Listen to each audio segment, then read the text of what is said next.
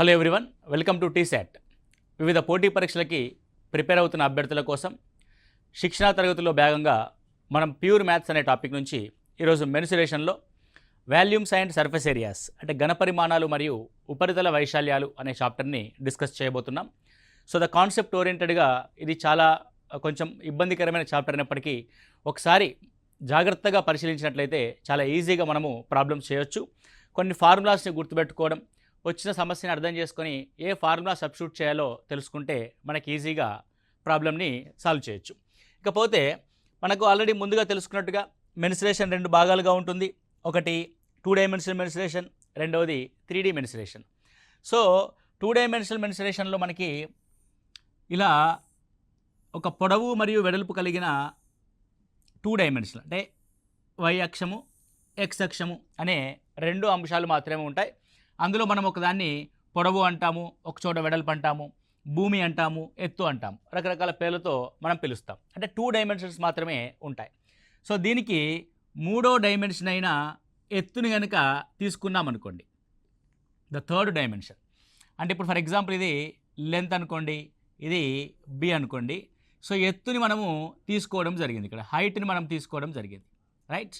So ఇలా ప్రతి శీర్షం నుంచి కొంత ఎత్తుని తీసుకొని ఆ ఎత్తులన్నింటినీ మళ్ళీ కింద భూమి ఏదైతే ఉందో అదే ఆకారంతో కలిపామనుకోండి, భూమి ఏదైతే ఉందో దాని అదే ఆకారంతో కలిపితే దీన్ని మనం సాధారణంగా ఏమంటామంటే పట్టకము అని అంటాం. పట్టకం, ప్రిజం అని అంటాం. Okay, right. Next one, same అలాగే ఏదైనా ఒక 2 డైమెన్షనల్ ఫిగర్ని తీసుకొని మళ్ళీ సేమ్ అంటే ఇందాక చతురస్రం తీసుకున్నాం కదా, మళ్ళీ అదేవిధంగా చతురస్రాన్ని తీసుకుందాం. తీసుకొని ఇంతకు ముందులాగే ప్రతి మూల నుంచి ఎత్తుల్ని తీసుకొని అయితే సో ఇప్పుడు ఏం చేస్తాం మనం ఎత్తుల్ని, ఇక్కడ మామూలుగా ఇది పైకి వస్తుంది, మీకు 2 డైమెన్షనల్ కాబట్టి అలా కనబడుతుంది.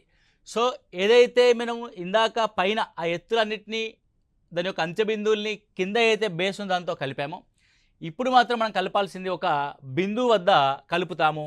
దాన్ని ఏమంటారంటే పిరమిడ్గా మనం చూస్తాము.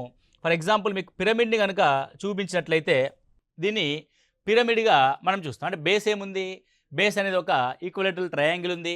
ప్రతి ట్రయాంగిల్ యొక్క మూల నుంచి పై వైపుకి మనం ఏం చేస్తున్నాము, పై శీర్షం వైపుకి ఆ అన్ని ఎత్తుల్ని ఒక చోటికి తీసుకొచ్చాం, ఒక బిందువు వద్దకు తీసుకొచ్చాం. ఇందాకనేమో ప్రతి ఎత్తుల్ని మనం కింద ఏదైతే జ్యామితీయ నిర్మాణాన్ని ఉపయోగించామో పైన కూడా అదే జ్యామితీయ నిర్మాణాన్ని ఉపయోగించాం. దాన్ని పట్టకం అంటాం, దీన్ని పిరమిడ్గా మనం పేర్కొంటాం. ఇదేమవుతున్నప్పుడు పిరమిడ్ అవుతుంది, దీన్ని పిరమిడ్ అని అంటాం. అంటే రెండు రకాల 3 డైమెన్షనల్ ఫిగర్స్ ఉంటాయి, ఒకటి పట్టకము మరియు పిరమిడ్. ఓకే, ఇది మామూలుగా ఇంట్రడక్షన్. సో ఇక్కడ మనకి పట్టకానికి కానీ పిరమిడ్కి కానీ మనకి ఏ కొలతలు ఉంటాయి అన్న విషయాన్ని ఒకసారి మనం గమనిస్తే, సో ఫస్ట్ థింగ్ ఏముంటుందంటే ఘనపరిమాణం ఉంటుంది. ఘనపరిమాణం అంటాం దీన్ని వి చే సూచిస్తాం. ఏదైనా ఒక ఘనపరిమాణం, త్రిజామితీయ నిర్మాణం యొక్క ఘనపరిమాణం. అదేవిధంగా ఉపరితల వైశాల్యాలు ఉంటాయి, రెండు రకాల ఉపరితల వైశాల్యాలు ఉంటాయి. ఒకటి ప్రక్కతల లేదంటే వక్రతల వైశాల్యం, రెండవది సంపూర్ణతల వైశాల్యం. వైశాల్యాలు రెండు రకాలుగా ఉంటాయి, సంపూర్ణతల వైశాల్యం, రైట్. సో ఇది ప్రక్కతల వైశాల్యము, సంపూర్ణతల వైశాల్యం. మనకి ఏదైనా త్రిజామితీయ నిర్మాణం కనుక అది పట్టక రూపంలో ఉంటే, అంటే ఏదైతే బేస్ ఉందో ఆ బేస్తోనే మనం టాప్ కూడా క్లోజ్ చేయబడింది అనుకోండి. ఫర్ ఎగ్జాంపుల్ మీ చుట్టూ ఉన్న గదిని చూడండి. సో కింద గది దీర్ఘచతురస్రాకారంలో ఉంటే పైన రూఫ్ కూడా దీర్ఘచతురస్రాకారం రూపంలోనే ఉంటుంది. అలాంటి వాటికి పట్టకము అని పేరు. సో దాని యొక్క ఘనపరిమాణం ఏ విధంగా ఉంటుందంటే భూవైశాల్యము ఇంటూ ఎత్తు. అంటే కింద మనము ఏ భూమిని తీసుకున్నాము ఆ భూవైశాల్యము ఇంటూ ఎత్తుగా మనం చూస్తాం.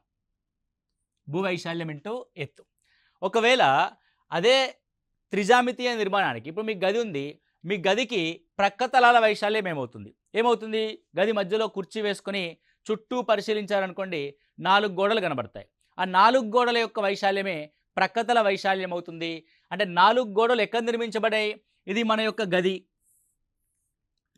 ఈ గది యొక్క అంచుల వెంబడి గోడలు నిర్మించబడి ఉంటాయి. అంటే అంచుల వెంబడి అని అంటే ఈ అంచుల యొక్క కొలతల మొత్తాన్ని మనం ఏమంటాము? చుట్టుకొలత అని అంటాం. అంటే గది యొక్క గోడలు ఎక్కడ నిర్మించబడి ఉంటాయి? చుట్టుకొలత పైన నిర్మించబడి ఉంటాయి. కాబట్టి ఇది చుట్టుకొలత ఇంటూ ఎత్తు. చుట్టుకొలత ఇంటూ ఎత్తు అంటే ఏదైనా ఒక వక్రతల వైశాల్యం ఏమవుద్ది మనకి? చుట్టుకొలత ఇంటూ ఎత్తుగా మనకి రావడం జరుగుతుంది. అండ్ సంపూర్ణతల వైశాల్యం ఏమవుద్ది? సంపూర్ణతల వైశాల్యం అంటే ఏంటి? ఇప్పుడు మీరు గదిలో కూర్చున్నారు కదా, ఇప్పుడు మీ గదిలో ఆ గదికి ఎన్ని తలాలు ఉన్నాయి? తలాలంటే మనం ముట్టుకుంటే తగిలేవి. ఓకే అండి, రైట్ అండి. సో మనం ఇలా ముట్టుకుంటాను. ఇప్పుడు ఫర్ ఎగ్జాంపుల్ పెన్ ఉందనుకోండి, ఈ పెన్నుకు నేను పైన టచ్ చేస్తున్నాను, కింద టచ్ చేస్తున్నాను, ఫ్రంట్ టచ్ చేస్తున్నాను, బ్యాక్ టచ్ చేస్తున్నాను, లెఫ్ట్ టచ్ చేస్తున్నాను, రైట్ టచ్ చేస్తున్నాను. ఈ విధంగా మొత్తము చుట్టూ 4 తలాలు, పైన రూఫ్ ఒక తలము, కింద బాటం ఒక తలం, అంటే మొత్తము 6 తలాలు ఉంటాయి. అంటే పక్కన ఉన్న వైశాల్యాల యొక్క మొత్తము ప్రక్కతల వైశాల్యము plus roof and bottom same ఉంటుంది. కాబట్టి సో ఏదైతే భూ చుట్టుకొలత ఉందో ఆ రెండు, అంటే ఏదైతే భూ పరిమాణం ఉందో ఆ భూ వైశాల్యము అండ్ రూఫ్ యొక్క వైశాల్యం రెండు సేమ్. కాబట్టి మనం ఇక్కడ ఏం రాయొచ్చు అంటే ప్రక్కతల వైశాల్యము, సంపూర్ణతల వైశాల్యం ఏమొస్తాయి? ప్రక్కతల వైశాల్యము ప్లస్ 2 భూ వైశాల్యాలు వస్తాయి. అంటే ఎందుకు? రూఫ్ కూడా సేమ్ ఉంటుంది కాబట్టి 2 భూ వైశాల్యాలు వస్తాయి. ఇది పట్టకానికి సంబంధించింది. పట్టకానికి ఎగ్జాంపుల్స్ కనుక మనం గమనిస్తే, ఉదాహరణలు కనుక మనం పట్టకానికి తీసుకున్నట్లయితే, ఒకటి ఘనం, ఓకే, రెండవది దీర్ఘఘనం,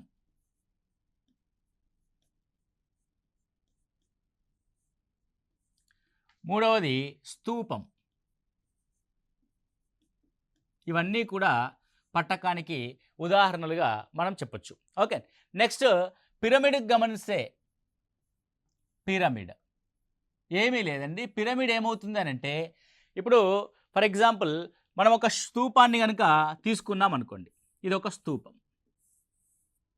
స్తూపాన్ని కనుక 3వ వంతు కత్తిరించినట్లయితే ఇలా ఏర్పడిన దాన్ని శంకు అంటాం. నీకు పట్టకం కూడా, పట్టకం అంటే కింద ఏదైతే బేస్ ఉందో పైన ఉన్న రూఫ్ కూడా దాంతోనే మూయబడి ఉంటుంది. కాకపోతే పిరమిడ్కి వచ్చేసరికి ఏమవుతుంది? పైన ఒక బిందువు ఆకారంలో మూయబడి ఉంటుంది. కాబట్టి ఇది ఒక 3 పరిమాణాత్మకమైన జామితీయ నిర్మాణంలో 3వ వంతు. ఎన్నో వంతు అన్నది? 3వ వంతు. ఎందుకంటే ఇది 1 పార్ట్, ఇది 2 పార్ట్స్, ఇది 3 పార్ట్స్, 3వ వంతు. కాబట్టి అప్పుడు ఏమవుతుందంటే పిరమిడ్ యొక్క వైశాల్యము 1/3 ఇంటూ భూ వైశాల్యము ఇంటూ ఎత్తు. భూ వైశాల్యం ఇంటూ ఎత్తు, రైట్ అండి. ఇప్పుడు ఏదైనా సరే ఒక పట్టకం అనేది త్రిభుజాకృతిని కలిగి ఉంటుంది. ఓకే అండి, మీరు చూడండి జాగ్రత్త. ఒక వైపును చూస్తే మనకి ఏం కనబడుతుంది అంటే త్రిభుజాకారం కనబడుతుంది. త్రిభుజం అంటే అర్థమైంది, దాని యొక్క వైశాల్యం ఏ విధంగా అనుకుంటాం మనము? హాఫ్ ఇంటూ బేస్ ఇంటూ ఎత్తుగా మనం చూస్తాం. కాబట్టి ఇక్కడ బేస్ ఏంటి? దాని యొక్క చుట్టుకొలత. కాబట్టి హాఫ్ ఇంటూ దాని చుట్టుకొలత ఇంటూ ఎత్తు, చుట్టుకొలత ఇంటూ ఎత్తుగా మనం చూస్తాం. అదేవిధంగా సంపూర్ణతల వైశాల్యం. సంపూర్ణతల వైశాల్యం అంటే సేమ్ ప్రక్కతల వైశాల్యము ప్లస్ దీనికి బేస్ మాత్రమే ఉంటుంది, పైన రూఫ్కి వైశాల్యం ఉండదు. అవన్నీ కూడా ఒక బిందువు వద్దకి జాయింట్ అయి ఉంటాయి. కాబట్టి ఒకే ఒక భూ వైశాల్యం ఉంటుంది ఇక్కడ. సో భూ వైశాల్యము, భూమి దేనిగా ఉంటే దానికి. మరి సో పిరమిడ్కి ఎగ్జాక్ట్గా ఎగ్జాంపుల్గా మనం దేన్ని తీసుకుంటాము అని అంటే, మన నిత్య జీవితంలో చూసేది శంకువు. దేనిగా చూస్తామంటే దీన్ని శంకువుగా మనం చూడవచ్చు, రైట్. సో ఇది మనం మామూలుగా ప్రతి దాని యొక్క ఫార్ములాని మనం క్రియేట్ చేయడానికి మనకు దాని యొక్క 2 డైమెన్షనల్ ఫిగర్ యొక్క వైశాల్యం తెలియాలి, అదేవిధంగా దాని యొక్క చుట్టుకొలత తెలియాలి, రైట్. ఇప్పుడు ఒక్కొక్క దాని గురించి వివరంగా మనం చూసినట్లయితే, ఒక్కొక్క దాని గురించి మనము వివరంగా చూస్తే ఒకసారి ఇలా చూడండి. సో ఏదైనా ఒక 3 డైమెన్షనల్ ఫిగర్ని మనం తీసుకుందాం.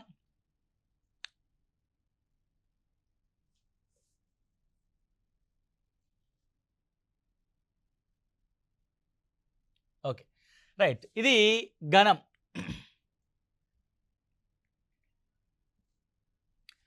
ఇదేంటంటే ఘనం. దీన్ని క్యూబ్ అని అంటాం. దీని పేరు ఏంటంటే క్యూబ్. క్యూబ్ అంటే ఏంటంటే, సో భూమి చతురస్రంగా ఉండి, భూమి ఎలా ఉంటుందండి? చతురస్రంగా ఉంటుంది.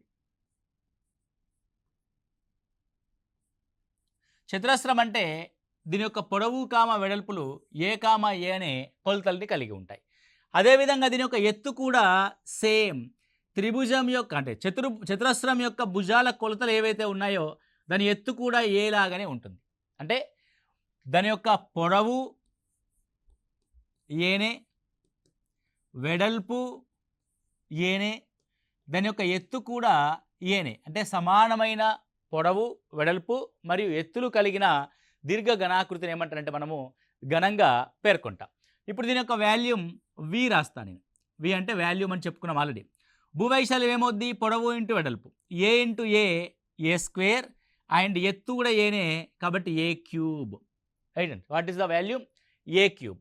Then what is the lateral surface area? దీన్ని ఎల్ఎస్ఏగా పేర్కొంటాం. ప్రక్కతల వైశాల్యాన్ని మనము లాటరల్ సర్ఫేస్ ఏరియాగా మనం చూస్తాం. సో ఇది LSA or curved surface area సిఎస్ఏగా మనం రాస్తాం. కాబట్టి ఎల్ఎస్ఏ ఈజ్ ఈక్వల్ టు ఏమవుతున్నప్పుడు భూమి యొక్క చుట్టుకొలత, భూమి యొక్క చుట్టుకొలత ఏమైంది? 4a into height a into a square, 4a square అయింది. అదేవిధంగా టోటల్ సర్ఫేస్ ఏరియా అంటే సంపూర్ణతల వైశాల్యం అంటాం మనం దీన్ని. సో టోటల్ సర్ఫేస్ ఏరియాని మనం దేంతో చూపిస్తాము? టీఎస్ఏచే సూచిస్తాం total surface area. Total surface area అంటే ఏంటి అర్థము? ప్రక్కతల వైశాల్యం 4a స్క్వేర్, కిందున్న బాటం ఏ స్క్వేర్, పైనున్న రూఫ్ ఏ స్క్వేర్, మొత్తం 6a స్క్వేర్కి సమానం. దేనికి సమానం అండి? 6a స్క్వేర్కి సమానం. సో ఘనపరిమాణం యొక్క కొలతలు ఏమవుతాయంటే యూనిట్ క్యూబ్ ఉంటుంది. దాని యొక్క కొలతలు ఎంతండి? Unit cube. అంటే సెంటీమీటర్ ఉంటే సెంటీమీటర్ క్యూబ్, మీటర్ క్యూబ్ ఉంటే మీటర్ క్యూబ్.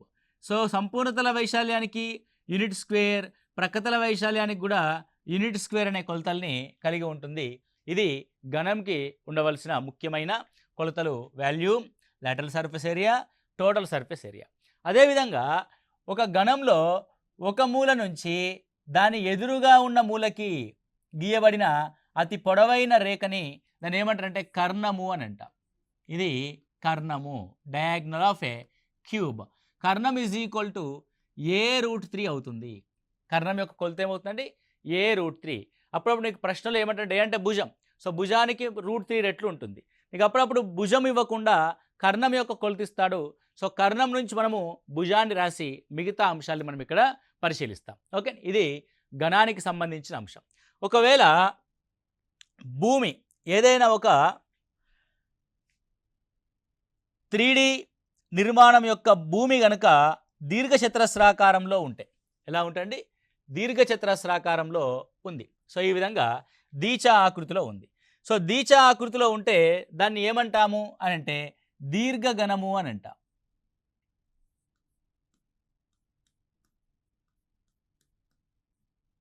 దీర్ఘఘనము క్యూబాయిడ్ అని అంటాం. ఓకే, సో దీర్ఘఘనము క్యూబాయిడ్గా మనము పేర్కొనడం జరుగుద్ది. అది క్యూబాయిడ్. సో క్యూబాయిడ్ని మనం కనుక తీసుకుంటే దీని యొక్క భూమి దీర్ఘచతురస్రం, భూమి ఏమవుతుందంటే దీర్ఘచతురస్రం అవుతుంది. సో దీర్ఘచతురస్రం అంటే దాని యొక్క పొడవు ఎల్, దాని యొక్క వెడల్పు బి. అంటే ఉండాల్సిన కొలతలు రెండు ఎల్ అండ్ బి. అదేవిధంగా దీని హెచ్ అనే ఎత్తుగా మనం కూడా మూడో డైమెన్షన్ యాడ్ చేసాం కాబట్టి మూడో కొలత హెచ్. సో మూడో కొలత హెచ్. ఇది దాని యొక్క భూమి ఏమో దీర్ఘచతురస్రంగా ఉంటుంది, ఎత్తేమో హెచ్గా ఉంటుంది. దీర్ఘచతురస్రంలో పొడవు కామ వెడల్పులు ఉంటాయి, హెచ్ కామ ఎత్తు. ఇప్పుడు దీని యొక్క ఘన పరిమాణాన్ని రాద్దాం. వాల్యూమ్ని కనుక రాస్తే volume is equal to, so volume అంటే ఏంది? భూవైశాల్యము ఇంటూ దీర్ఘచతురస్రం యొక్క భూవైశాల్యం ఏంటి? L into B into H, LBH. What is that? LBH. అదేవిధంగా లాటరల్ సర్ఫేస్ ఏరియా అంటే ప్రక్కతల వైశాల్యం is equal to lateral surface area. మీకు ఆల్రెడీ చెప్పాం, మీరు ఒక దీర్ఘచతురస్రాకారపు గదిలో కనుక ఉంటే మీ చుట్టూ 4 గోడలు ఉంటాయి. ఒక గోడనేమో పొడవు వెంబడి ఎత్తుగా ఉంటుంది, ఇంకో గోడ కూడా పొడవు వెంబడి ఎత్తుగా ఉంటుంది. అంటే ఒకవైపు ఉన్న గోడ, ఫర్ ఎగ్జాంపుల్ మీకు లెఫ్ట్ అండ్ రైట్లో 2 గోడలు ఉన్నాయనుకోండి పొడుగ్గా, అంటే అది ఆ దీర్ఘచతురస్రం యొక్క పొడవు వెంబడి ఎత్తుగా ఉన్న గోడ. దానికి ఆపోజిట్లో కూడా దీర్ఘచతురస్రం యొక్క పొడవు వెంబడి ఎత్తుగా ఉన్న గోడ. దీర్ఘచతురస్రం యొక్క పొడవు వెంబడి ఎత్తుగా ఉన్న గోడ యొక్క వైశాల్యము 2 ఉన్నాయి కాబట్టి అవి 2 × L × H. ఒకవేళ మీకు ముందుగా చిన్న గోడ ఉందనుకోండి, అది ఎలా ఉంటుంది? భూమి అయినటువంటి దీర్ఘచతురస్రానికి పొడవు వెంబడి ఎత్తుగా ఉన్న గోడ, దానికి ఆపోజిట్లో కూడా వెడల్పు వెంబడి ఎత్తుగా ఉన్న గోడ, దానికి ఆపోజిట్లో కూడా వెడల్పు వెంబడి ఎత్తుగా ఉన్న గోడ, అవి కూడా 2 గోడలు ఉన్నాయి. అంటే వెడల్పు వెంబడి ఎత్తుగా ఉన్న గోడ కాబట్టి 2 టైమ్స్ ఆఫ్ BHగా మనం రాస్తాం. రెండిట్లో 2 టైమ్స్ ఆఫ్ L + B అంటాం. ఇదే చుట్టుకొలత ఇంటూ ఎత్తు. ఆల్రెడీ మీకు ఫార్ములా కూడా చెప్పాం. సో ప్రక్కతల వైశాల్యం అంటే చుట్టుకొలత ఇంటూ ఎత్తు. చుట్టుకొలతని 2 L + Bగా మనం రాస్తాం. 2 L + B ఇంటూ Hగా మనం ఇక్కడ ఐడెంటిఫై చేసాం. Next total surface area. Total surface area అంటే ఏంది అర్థము? సో ప్రక్కతల వైశాల్యము plus base area and roof area. So ప్రక్కతల వైశాల్యం ఎంత అంటే 2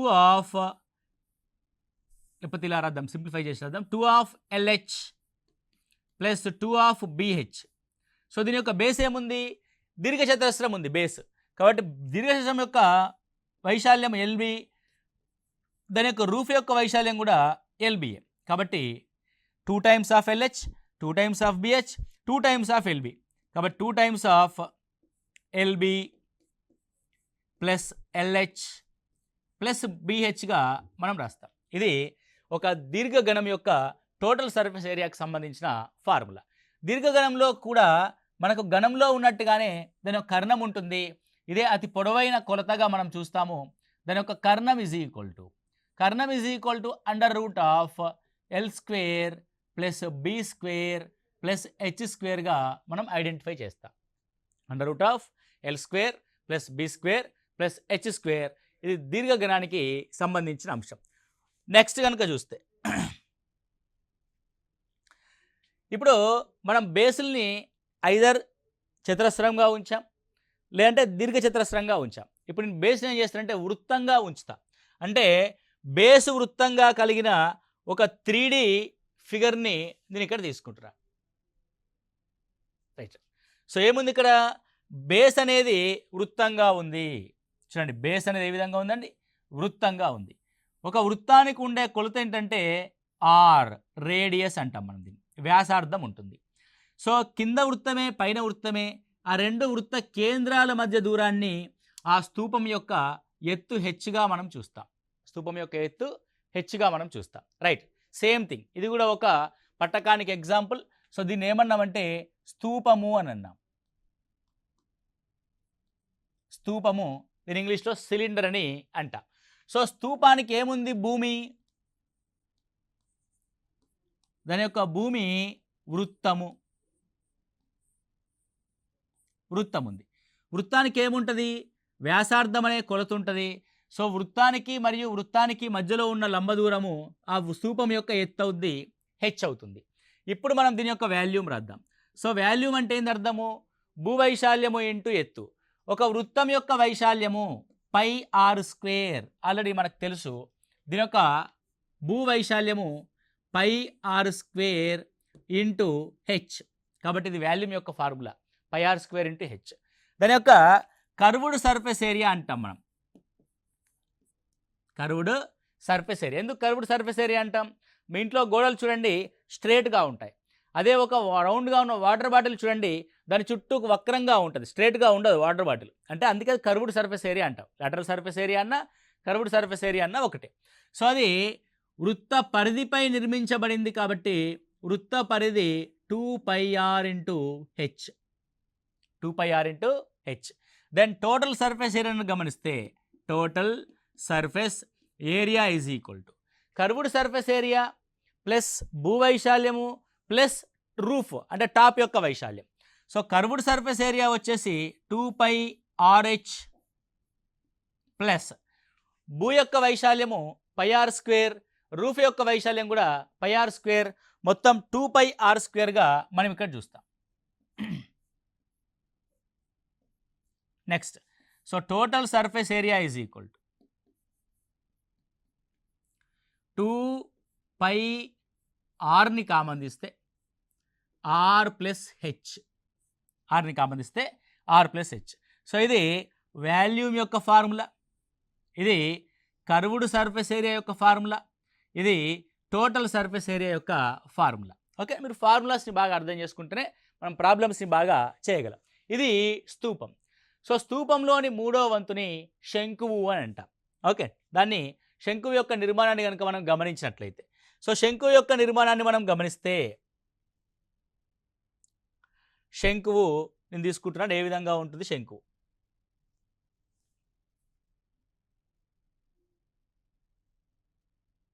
ఓకే,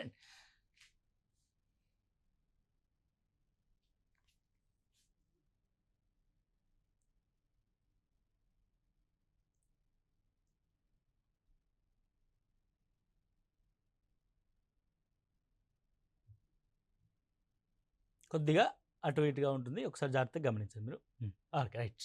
సో సాధారణంగా మీరు ఇక్కడ గమనించినట్లయితే లోపల ఒక శంకు ఉంది, దానిపైన ఒక స్తూపం ఉంది. అంటే ఒకే భూవైశాల్యం కలిగిన స్తూపము, ఒకే ఎత్తు కలిగిన స్తూపము మరియు శంకువులు రెండు ఉంటే, ఈ శంకు ఏం చేసిందంటే ఈ స్తూపాన్ని మనకి 3 భాగాలుగా విభజించింది. 3 భాగాలుగా విభజించింది. ఇదొక పార్ట్, ఇదొక పార్ట్, ఇదొక పార్ట్. అంటే ఒక స్తూపంలో 3వ వంతు మనకి ఏమవుతుంది, శంకు అవుతుంది. స్తూపంలో 3వ వంతు మనకి శంకు అవుతుంది. కాబట్టి మనం ఏం చేస్తాం, ఇప్పుడు శంకుని స్తూపంలో 3వ వంతుగా తీసుకోవడం జరుగుతుంది. సో ఇప్పుడు మనం శంకుని జాగ్రత్తగా గమనిస్తే మీకు అర్థమైంది కదా, శంకు అంటే స్తూపంలో 3వ వంతు అనే విషయం మీకు అర్థం అవ్వాలి. సో క్లియర్గా ఇప్పుడు గమనిస్తే ఈ శంకు ఏమవుతుందంటే కింద భూమి వృత్తంగా కలిగి ఉంటుంది, దీని యొక్క కొలత ఆర్, అండ్ దీని చుట్టూ ఏర్పడ్డ ఎత్తులన్నీ కూడా ఒకే ఒక వృత్త బిందువు వద్దకి చేర్చబడి ఉంటాయి. ఇది లంబంగా ఉంటుంది వృత్త కేంద్రం నుంచి, దాన్ని ఎత్తు హెచ్ అంటాం. సో ఏవైతే ఎత్తులు ఏర్పడ్డాయో ఈ ఎత్తులన్నీ కూడా ఏటవాలుగా ఉంటాయి, ఎందుకంటే ఇప్పుడు స్ట్రేట్గా ఉండవు కదా. సో మధ్యలో ఉన్న బిందువు వైపుకి వస్తున్నాయి కాబట్టి ఇవి ఏటవాలుగా స్లోప్గా ఉంటాయి. కాబట్టి దీన్ని ఏమంటారంటే ఏటవాలు ఎత్తు అని అంటాం. సో ఇందులో ఉండే ఎత్తు ఏంటంటే ఏటవాలు ఎత్తు. అంటే శంకువుకి 2 రకాల ఎత్తులు ఉంటాయి.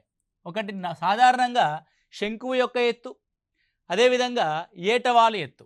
ఏటవాలు ఎత్తుని ఎల్ చే సూచిస్తాం. ఏటవాలు ఎత్తుని మనం ఏ విధంగా కనుక్కుంటామంటే మీరు చూడండి, ఇది హెచ్, ఇది ఆర్, ఇది ఎల్. సో వీటి మధ్య లంబకోణం ఉంది, ఇక్కడ లంబకోణ త్రిభుజం ఏర్పడింది. అంటే ఏటవాలు ఎత్తు అనేది ఆర్ మరియు హెచ్లచే ఏర్పడిన లంబకోణ త్రిభుజంలోని కర్ణము. కాబట్టి ఎల్ ఈజ్ ఈక్వల్ టు ఏమవుద్దంటే √r² ప్లస్ h² అవుద్ది. అంటే ఫస్ట్ మనం ఒక నిర్మాణంలో ఉన్న కొలతలను గమనిస్తే ఆర్ అనేది భూ వ్యాసార్థము, హెచ్ అనేది శంకువు యొక్క ఎత్తు, అండ్ ఎల్ అనేది ఆ శంకువుకు ఉండే ఏటవాలు ఎత్తు. అంటే ఇట్లా స్లాంట్గా ఉంది కదా, వాలిపోయింది కదా, కాబట్టి అది వాలు ఎత్తు అని అంటాం. అది ఎల్ దేనికి సమానం ఉంటుంది అంటే √r² ప్లస్ h² అంటాం. సో ఈ నిర్మాణాన్ని మనం ఏమంటున్నాము అని అంటే శంకువు అని అంటున్నాం, కోన్ అంట. సో దీని యొక్క శంకువులో భూమి వృత్తము, శంకువులో భూమి అవుతుంది వృత్తము, రైట్. ఇప్పుడు దీని యొక్క వాల్యూమ్ అని గమనిస్తే ఇది స్తూపం యొక్క వాల్యూమ్లో 1/3వ వంతు, కాబట్టి 1/3 πr² హెచ్గా మనం రాస్తాం. అదేవిధంగా curved surface area is equal to, so ఇందులో ఉన్న కొలతలు ఏంటి ఒకసారి గమనిస్తే వృత్తం యొక్క వ్యాసార్థము ఆర్, శంకువు యొక్క ఎత్తు హెచ్, దాని యొక్క ఏటవాలు ఎత్తు ఎల్. ఇప్పుడు మీరు జాగ్రత్తగా గమనించండి, దీని యొక్క కర్వ్డ్ సర్ఫేస్ ఏరియా అంటే ఈ చుట్టూ ఉన్న ఈ వాలుగా ఉంది కదా, ఈ వాలుగా ఉన్న ఆకారం యొక్క వైశాల్యం. సో మనం ఎత్తుగా ఏం తీసుకోవాలంటే వాలు ఎత్తునే తీసుకుంటాం తప్ప శంకు ఎత్తుని తీసుకోము. ఇందులో కర్వ్డ్ సర్ఫేస్ ఏరియాలో సాధారణంగా కర్వ్డ్ సర్ఫేస్ ఏరియా అంటే ఏంది? భూ పరిధి లేదంటే భూమి యొక్క చుట్టుకొలత ఇంటూ ఎత్తు. సో ఇక్కడ కూడా భూ పరిధి, వృత్తం కాబట్టి పరిధి అని అంటున్నాం. భూ పరిధి ఇంటూ ఏటవాలు ఎత్తు అవుతుంది. ఏటవాలు ఎత్తు. మరియు అది త్రిభుజాకృతిలో ఉంది కాబట్టి హాఫ్ ఇంటూ భూ పరిధి ఇంటూ ఏటవాలు ఎత్తు. Now it is half into భూ పరిధి అని అంటే 2πr ఇంటూ ఏటవాలు ఎత్తు అంటే L, 2 cancel. So it is a πrl. ఏమవుతుంది? πrl అవుతుంది. Then total surface area is equal. Total surface area అంటే ఏం రాస్తాం మనము? ప్రక్కతల వైశాల్యము లేదా వక్రతల వైశాల్యము మరియు భూ వైశాల్యము మరియు రూఫ్ యొక్క వైశాల్యం. రూఫ్ అనేది ఒక బిందువు కాబట్టి దానికి వైశాల్యం ఏమీ ఉండదు. భూమికి మాత్రం వైశాల్యం ఉంటుంది. అది πr² మనం చూస్తాము. It is πrl plus πr². So when we common the πr, so πrని కామన్ తీస్తే r+lగా మనం రాస్తాం. So πr of r+l. So ఇది శంకువుకి సంబంధించిన అంశం. శంకువులో ఉండే కర్వ్డ్ సర్ఫేస్ ఏరియా, శంకులో ఉండే టోటల్ సర్ఫేస్ ఏరియా, శంకులో ఉండే ఘన పరిమాణం. అలాగే ఇంకొక నిర్మాణం ఉంటుంది, అది గోళము అని. సో గోళాన్ని కనుక గమనించినట్లయితే గోళానికి స్పెసిఫిక్గా ఫీచర్ ఏముంటుంది అని ఒకసారి మనం గమనిద్దాం. సో ఇది గోళం, రైట్. సో గోళము ఏ విధంగా ఉంటుంది, దీని యొక్క ప్రత్యేకమైన ఫార్ములాస్ ఏముంటాయి అని ఒకసారి చూస్తే, సో ఇది radius R, radius R. So మీరు దీన్ని జాగ్రత్తగా అర్థం చేసుకుంటే ఏ విధంగా అర్థమవుతుంది అంటే,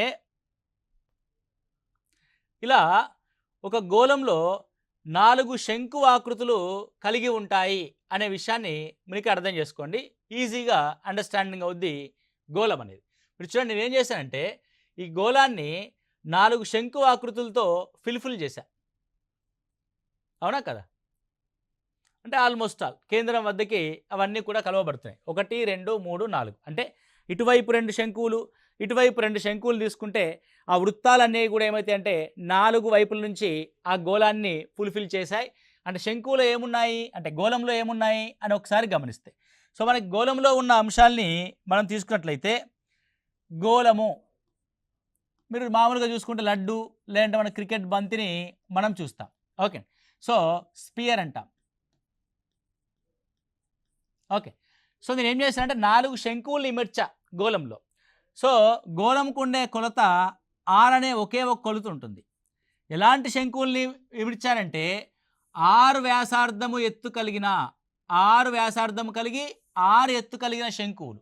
అంటే నా శంకువు ఏ విధంగా ఉంది అని ఒకసారి గమనిస్తే, శంకువు యొక్క వ్యాసార్థము 6, దాని యొక్క ఎత్తు కూడా 6. అలాంటి శంకువులు 4 ఒకదానితో ఒకటి ఇమిడ్చితే మనకు ఏర్పడేది ఒక గోళ పరిమాణం అనేది ఏర్పడుతుంది.